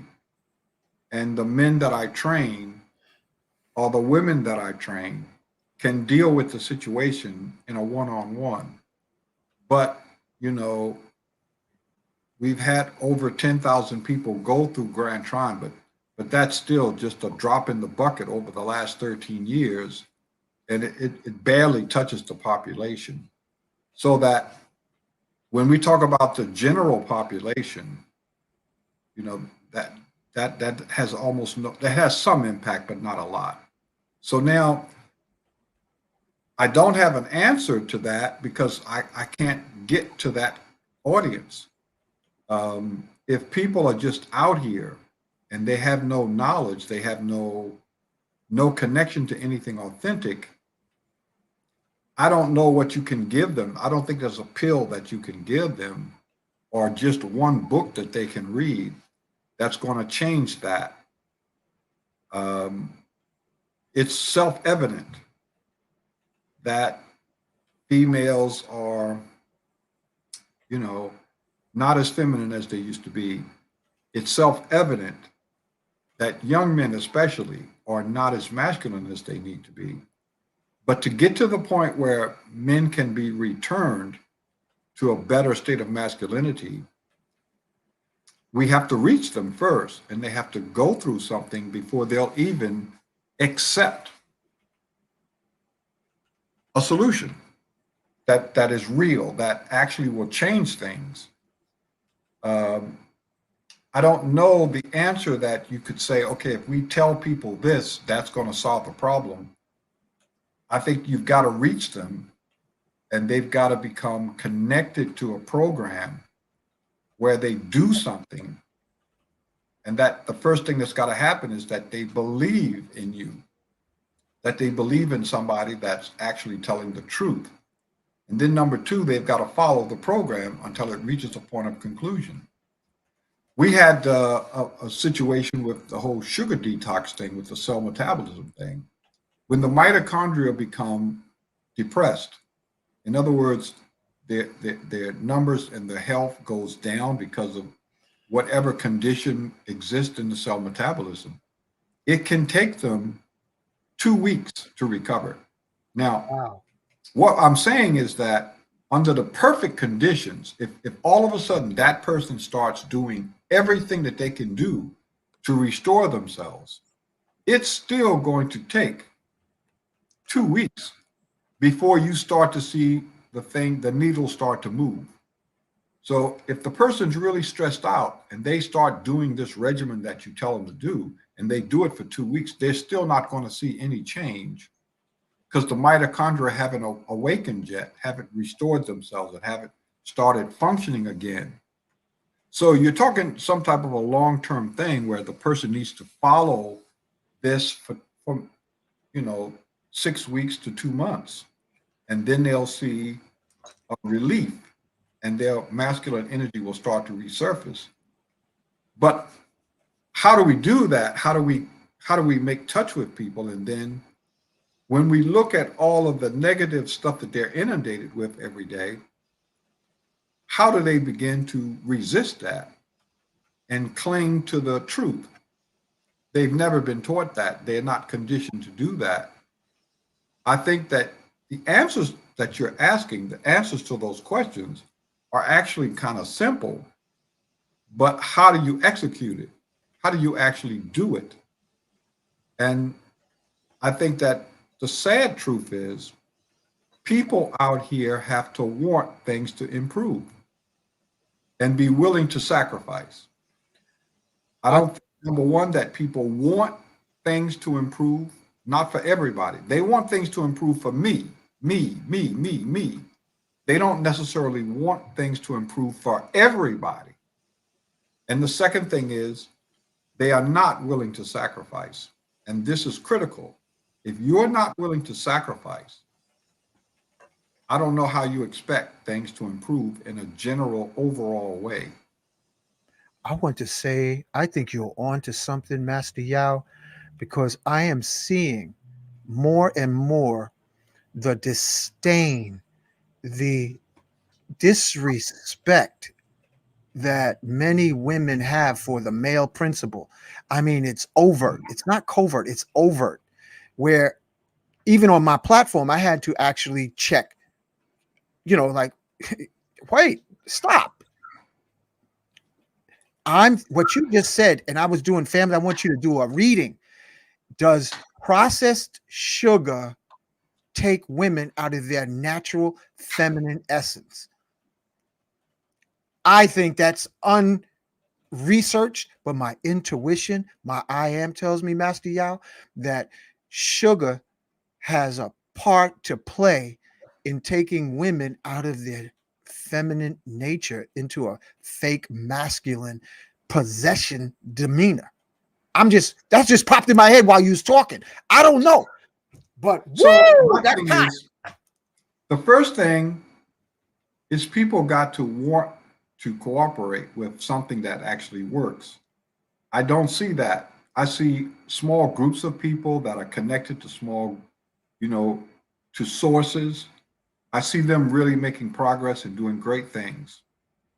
But once you get away from that, I don't see that men as a group want to change. I don't see that women as a group want to change. You can say a lot of stuff that makes sense, but if you're talking to the wrong audience of women, basically you get the fluoride stare. In other words, you said something really important, and they just look at you like you didn't say anything at all. Something is wrong, absolutely. But the first thing is we don't have the attention of the woman. TikTok does. We have to get their attention first, and for that, they have to want things to improve between men and women. And right now, the evidence says they do not. So the attention is TikTok, Facebook, Instagram. If you look at the typical young woman, what she wants is attention. Period. Drop the mic. You have to change that before you can make any real serious progress. So the battle, as I said earlier, is an informational battle. So if TikTok has the attention, what's the next step with that? If Facebook has the attention, what's the next step with that? You can try to go on Facebook and alter the conversation, but the algorithms will defeat you every time. If you got young men, what is getting their attention? TikTok has their attention. If you're looking at this and you're saying stuff that makes sense, the solutions are possible, yes, but the first thing that has to happen is the informational battle. You have to first get their attention. They have to want to give you their attention. They have to be looking for you, searching you out. And right now, what they're searching is on their phones every day. They want attention and they want likes. And so they want entertainment. They're not thinking about, the majority of them, solutions. They're not considering that they have a battle that they're in, that these economic things and these things that the corporations do hurt them. They're not thinking in terms of fighting back. They're not thinking in terms of solutions. But solutions are there. If you don't have their attention because they're not seeking solutions and they're giving their attention, nobody is making them stay on their phone all day. Nobody is telling them what they're looking at on their phone. That's a choice they are making. And if they're making this choice that TikTok has attention, Hank has to earn my attention. If they're not looking for somebody like Hank, they're probably not going to find him. They're certainly not going to find a Master Yao, because I'm not necessarily in the public eye that much at all. If you want to find me, you got to be looking pretty much.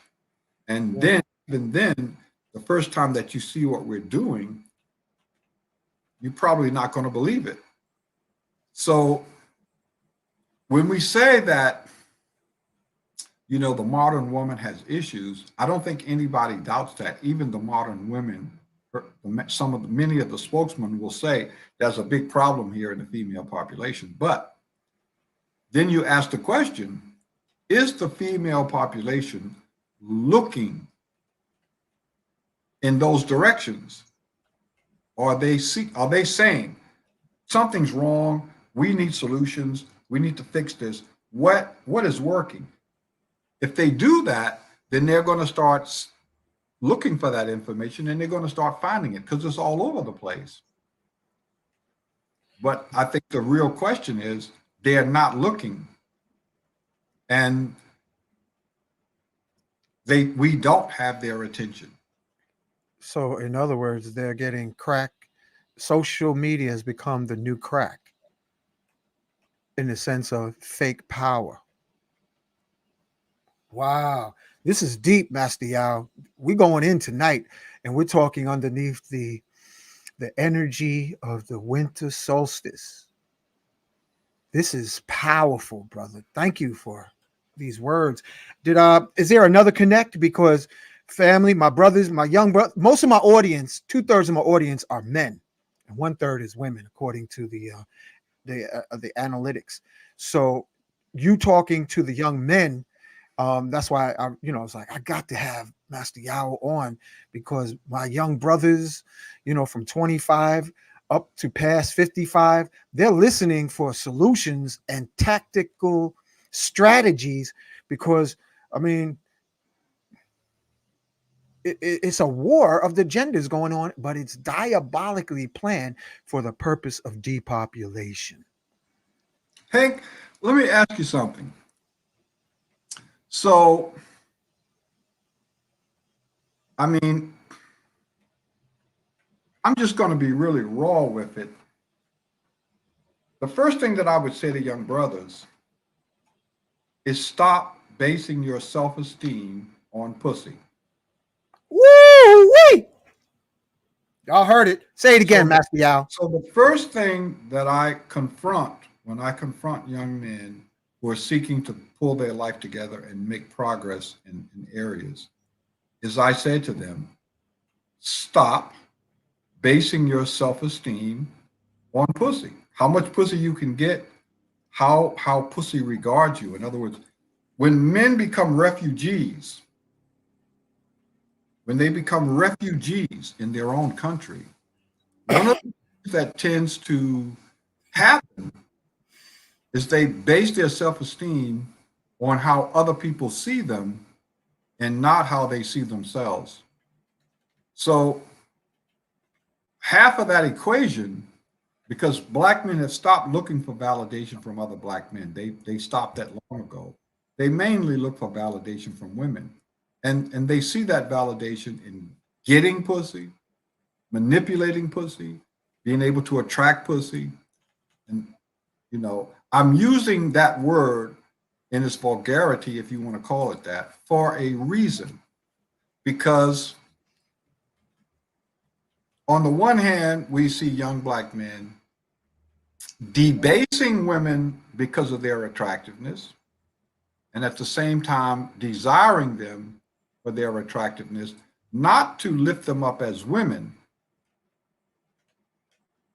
but to put them into a situation where they can get from them the gratification that they want.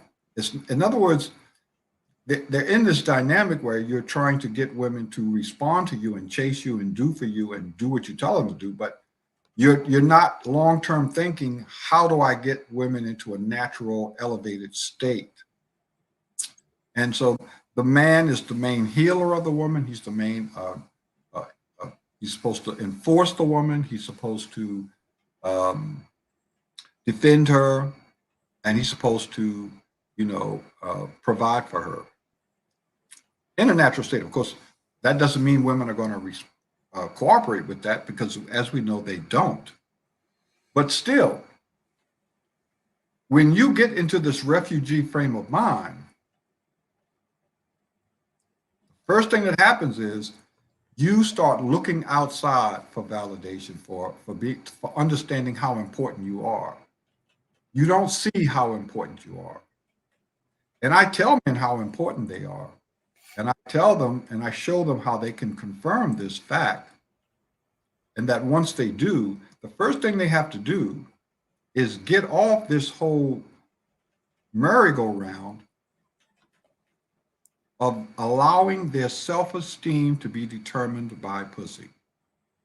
So first, before you even think about pussy, become your own man and decide that only you can determine how valuable you are. Kevin Samuels talked about high value men, and I enjoyed his show very much. And I would have added one thing to his platform had I been allowed to do that.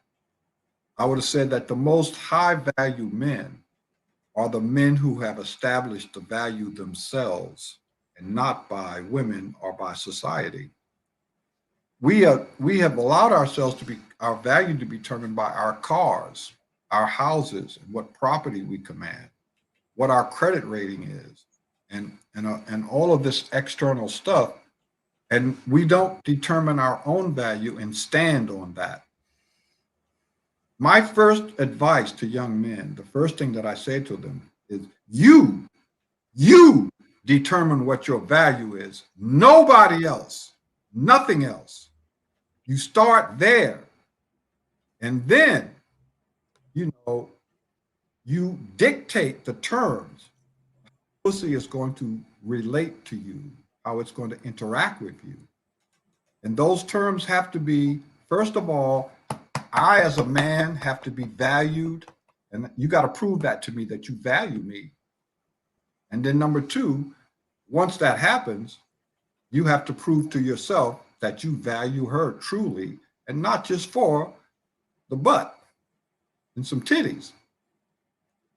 When you do those two things, you demand that the woman value you.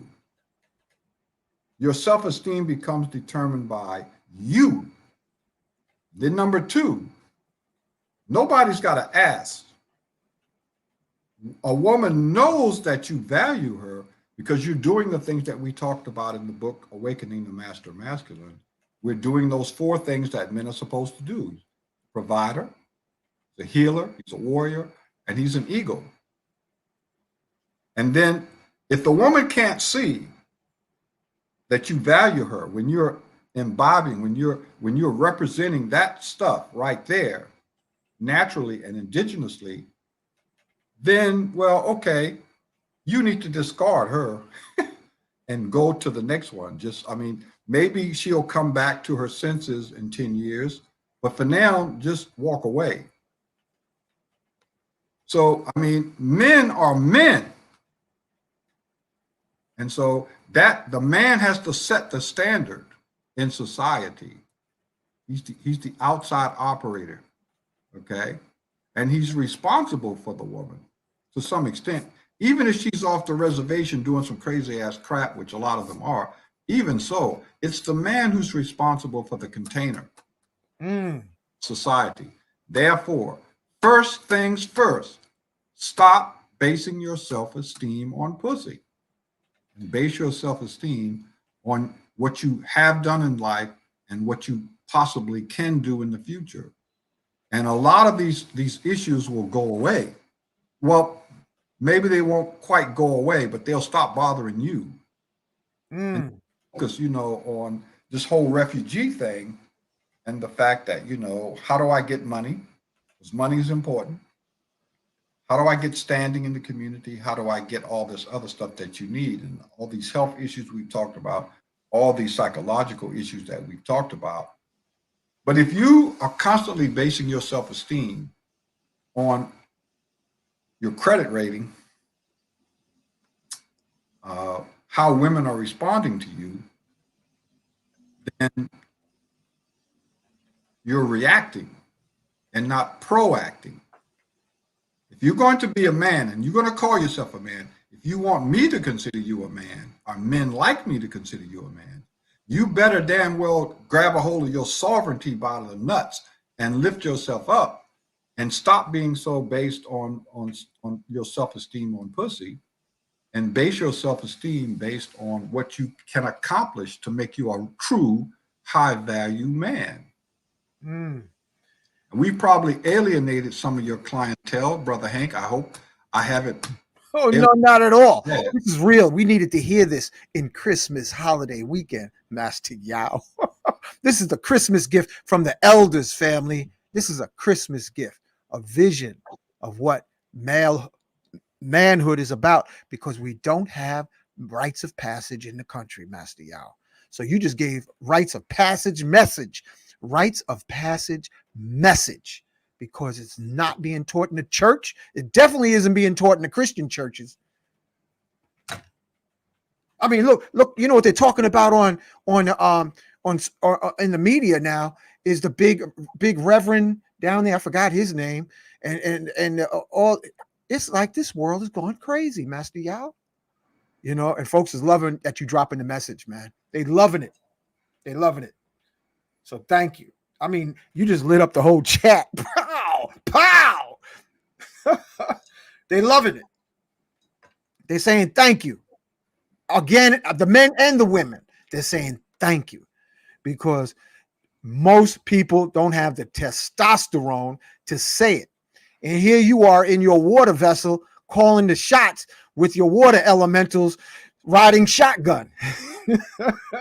They're loving it. Yeah. I couldn't go without you. You're giving me a platform to speak. So we absolutely. You have an open VIP ticket, man. Open VIP ticket anytime. Like anytime. The sad thing for me, my sadness comes from the fact that life is so beautiful. The potential of life is so magnificent. It saddens me to see people wasting it, letting it pass them by. I look at people just struggling, man, just to get an apartment.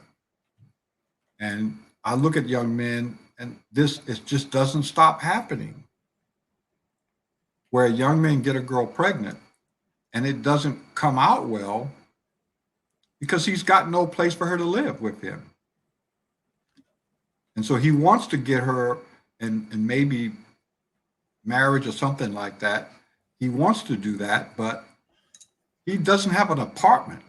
Or simply, he doesn't have a place where he can say, this is my house, this is my apartment, and the woman can come here and live with me.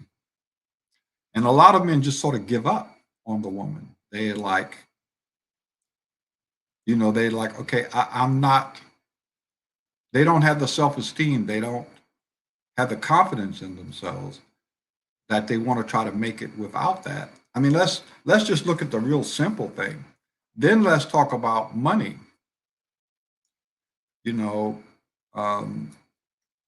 We're so heartless. I mean, the corporations, they just want to take your money. That's it. They want to take your money. And the criminals want to take it any way that they can, the scammers and whatever. I got hit by 2 scammers this week that called me up trying to scam me, and I just like, no, thank you. Yeah, that's been happening a lot, Master Yao. Man, it's like, and they have African accents. And Bliss found out some of them are coming from Nigeria. Imagine that. Somebody want to send love to you, Master Yao. Go ahead, girl. Hey, Master Yao, this is Dara. How are you feeling? I just wanted to say I love you, and I thank you for all the work you've been doing. It's good to see you up here and vibrant and shining and full of joy and grace and beauty. And just want to say thank you. That's it. Just want to say thank you. Thank you so much. Thank you so much. Absolutely. Dara's doing great work out there. Yeah, you heard what he said? You're doing great work. Absolutely. Same with you. I learned from the best, right? You sure did learn from the best. I'm still learning. We're doing rites of passage tonight. Master Yao is dropping it. He's dropping the mic and beating the mic. That's beautiful. That's beautiful. That's beautiful. Like I said, I'm driving. I'm about to lose my reception, but I just wanted to say love, and I'm enjoying the show. So y'all have a wonderful evening. Happy winter solstice to everyone in the chat, and on the show. And yeah. Thank you. And get there and be safe, okay? I shall. Got it. All right. Bye-bye. Well, that's one of your top flight students. A shout out from Adara, who's giving accolades to her teacher, Master Yao. So I would like to comment on Christmas, if I may. Yeah. Go right ahead, brother. You know, I celebrate the winter solstice every year. I'm not really a big Christmas fan. But I think that I've heard a lot of people this past week sort of speaking down about Christmas, which I'm not really on that bandwagon either. One of the things that I noticed about the whole Christmas thing, I don't like the commercialization and the gifts so much, but I do know that children tend to perk up, and even adults, when this time of the year comes around. I've noticed every winter solstice that the energy of the community does become better. Now, in January, when the bills come due, it might be a different story, but I do notice that for whatever reason, for the gifts, for the trees, for the lights, or whatever, a lot of people do perk up at this time of year. And I think that we need that. Sure. I'm kind of unhappy that maybe some of the concepts around these holidays are false, but still, I think that, we need a time during the year when people can celebrate, when there are lights, when there is something more than just the drudgery of every day going to work and trying to make a living is sort of set aside. So I encourage people to celebrate their life. Now, I'm not saying go into debt. That's not what I'm saying. I'm not saying that you got to be into the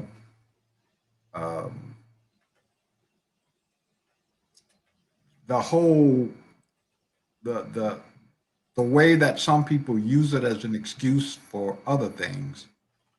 But to the extent that Christmas brings your family together, that the holidays, whichever holiday we're talking about, Kwanzaa, whatever we're talking about, I really think that people need to embrace celebration, family, getting together, and having some level of relief from all of the mundane existence that we go through every week.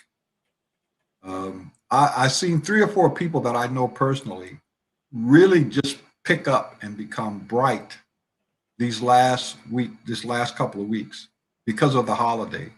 to schedule vacations, to get together and do something unusual. I would say that right now in the world, we need something positive.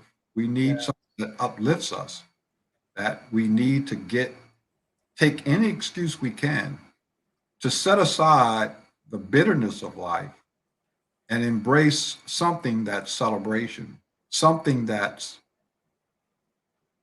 uplifting. I just want to encourage that. That's all I have to say about that. That's beautifully said, Master Yao. That's beautifully said, because there is something about the energy that, the joy. And I want to acknowledge my Moorish Monday, Dr. Abdullah Bey. He said that's our holiday. That is our holiday time, the winter solstice. And he said that a lot of the Black Power movements or the Pan-Africanists don't embrace the holidays. He said, but that is our holidays. It's all ours. So we can work day. We can do magic. This is a time you could do your invocations. Whatever words from your heart. This is the time to do your invocations. So your words was point on. Beating the mic up. That mic is going to be messed up by the time you finish, Master Yao. Dropping the mic, it's going to look abused, but the message is definitely going to be used of what you're saying. So this is the contact, the website for classes and workshops, grandtrineinternational.com. True? Yes. Okay.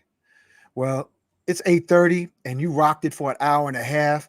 We salute you. We love you. And in the spirit of Ubuntu, happy New Year, happy solstice, happy Kwanzaa, family. And thank you, Master Yao, for this time. Thank you for being that father figure for so many of the brothers out here who may not have that masculine vision to point to the direction. And that's why Honorable Elijah Muhammad was so great in providing that masculine father figure to all the men who didn't have the dad that had the fortitude or the wisdom or the ability to speak like you spoke tonight.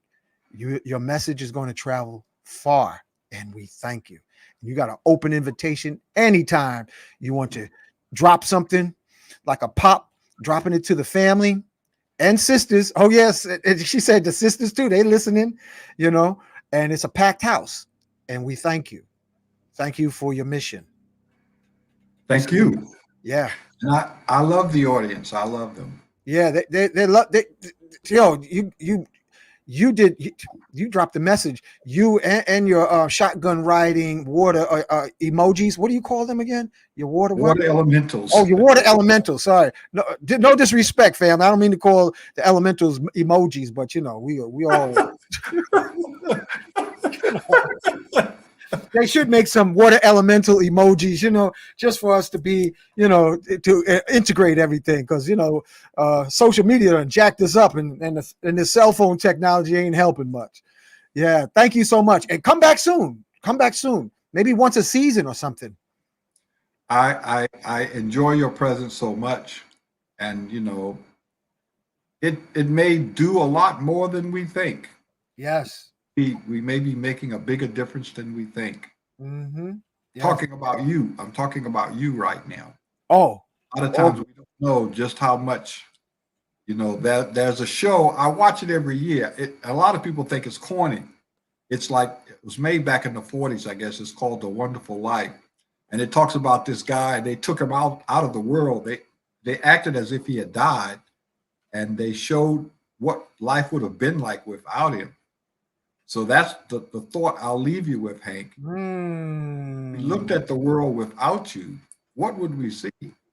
Wow. I remember that movie. It brought me to tears, Master Yao, back in the day. I watch it. That's a tearjerker, man. Because I watch it every year because I'm like, it is kind of corny. Okay, yes, it is. But the message of it is, that life wouldn't have been the same without him.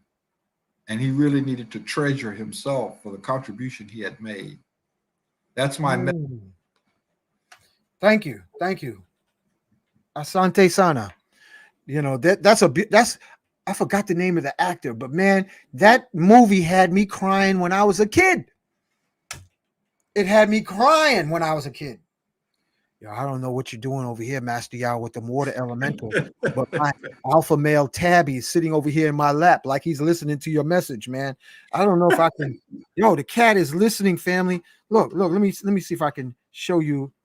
Look, he's watching the show, man. He's listening. You see him? You see him? Yeah. He's queuing in on you, man. You know, the only thing he don't have is this little shot, you know, a Hennessy. But the cat tuned in. He was like, I think I need to check this out myself, you know? So thanks again. Okay. And family, just be mindful that stay strong. Stay strong. We love you all, and stay positive, and let's pray our way, chant our way, and drink plenty of water. Because Master Yao, I got to up my game with the water, man. You done took it to another level, man. You're doing water tantra. So I got to get my jug and do some tantra with the water. Water elemental tantra is no joke. I believe you. I'm looking at you. Yo, we can see it. You look like you done had like an injection of a combination, look like of youth and Buddha combined. You know, that's the only way I can describe it, because you could see his water aura, we could see it all around you, and the words you dropping, it was needed. So thank you again. Okay, good all night. Right. Night, everybody. Peace out.